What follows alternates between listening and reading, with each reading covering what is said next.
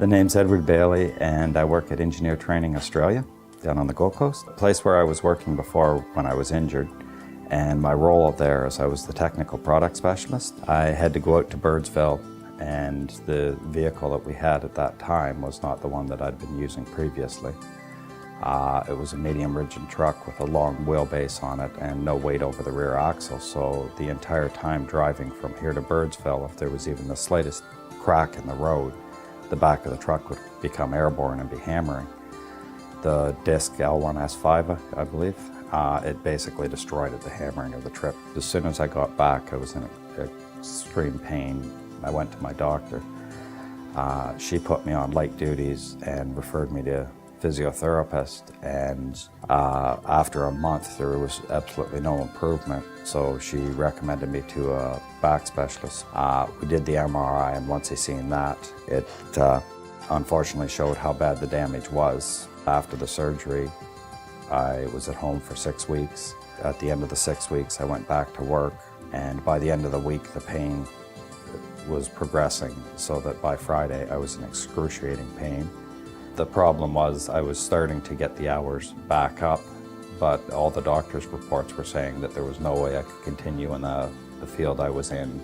I contacted QComp. I found the phone number on the internet and spoke to Sarah Jane, and cannot say enough good about her. My new employer has been fabulous in helping me in any way possible. Because of what I do being a trainer and assessor, a lot of times I'm out actually talking with people, and I have appointments and stuff like that. They've actually told me that when I was hired, that if there was a day that I just couldn't meet those appointments, let them know. They had no problem getting them all rescheduled. And they can understand that just some days you just cannot. The pain's too much, or your limitations are too much.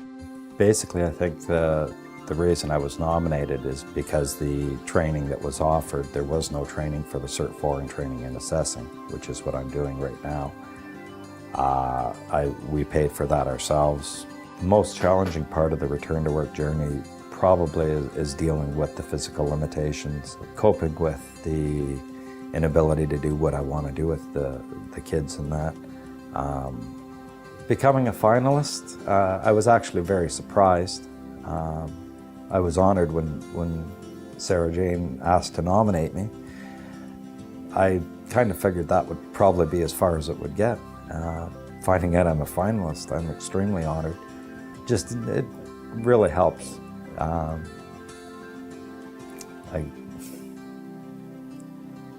Just the honor of being nominated is very impressive.